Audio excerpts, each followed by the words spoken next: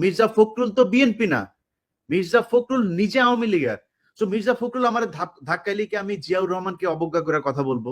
আমি খালেদা জিয়াকে অবজ্ঞা করে, তারেক রহমানকে অবজ্ঞা করে কথা বলবো? আপনি এত বলদ পেয়েছেন, কথা বলবো না, সমস্যা নাই, কিন্তু ধাক্কায় একদিকে পাঠান কেন রে ভাই? আমি জীবনে কোনদিন আওয়ামী লীগ করবো নাকি? আপনি যত কিছুই করেন, আনলেস আপনি ইন্ডিয়ার পক্ষে কোনো অবস্থান নিচ্ছেন, আপনার বিরুদ্ধে আমি কখনোই যাব না। চুরি, আমি এই 5 বছর আগেও বলেছি, আজকেও বলছি, 5 বছর পরেও বলবো।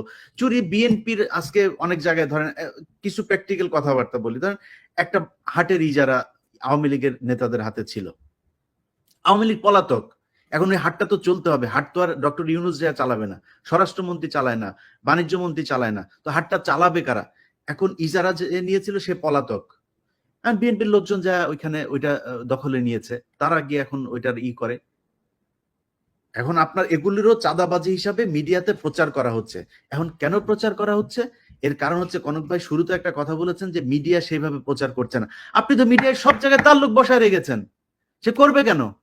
সে তো বলে না, তার কাজ ছিল হাসিনার যখন কিনা বাথরুমের চিপায় বসে ওই যে সুনাকের সাথে ইয়ের মধ্যে, সোফার চিপার মধ্যে বসে একটা ছবি দিল সারা দেশের, আরে বাবা বিরাট আকার, বাইডেন একটা সেলফি তুললো, সেটা নিয়ে কি মার্কেটিং করলেন, এখন করেন না কেন?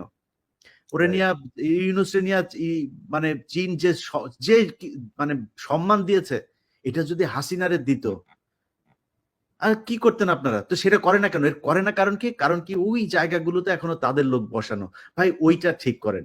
ওগুলি যদি ঠিক করেন, পিনাকি, ইলিয়াস, কনক সারোয়ার এদের কাছে আসতে হবে না মানুষরে। আপনি যখন দেখবেন যে সোশ্যাল মিডিয়ার আমাদের 5 মিলিয়ন সাবস্ক্রাইবার কেন?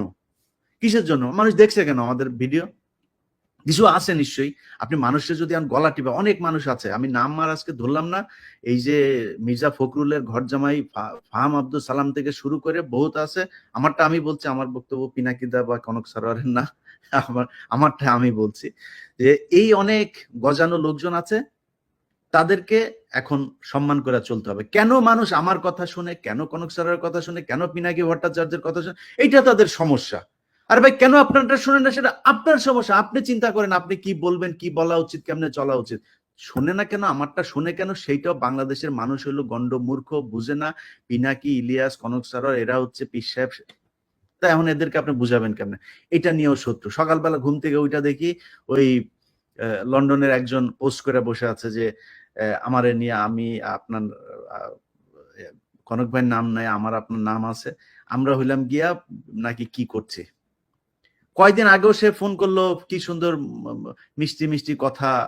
এখন ফোন করে, ধরেন 2বার ফোন করে, 3বার ফোন করার পরে হয়তো ধরতে পারি না, একবার ফোন করে, ভাই ফোন ধরবো কয়টা, সময় পাই না তো। এটা আপনারা বুঝেন যে আপনাদের কাছে কি পরিমাণে ফোন আসে।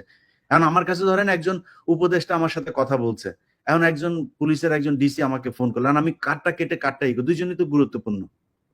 আমাদের তো গুরুত্বপূর্ণ অনেক মানুষের সাথে কথা বলা লাগে, কথা বলি, এর মধ্যে একটা ফোন মিস হয়েছে, ফোন দিতে পারি নাই, নিজের ব্যক্তিগত কাজ আছে। এখনো তো ভাই গাড়ি চালাই, তো ধান্দাবাজি করে তো খাই না, এখনো সপ্তাহে একদিন গাড়ি চালানো লাগে। তা আপনি আপনি কি মনে করেন যে আপনার মানে এই করবেন, যা মনে চায় তাই বলবেন, আপনাদের মতো করে চলতে হবে, না চললে আবার বিরুদ্ধে কথা বলবেন?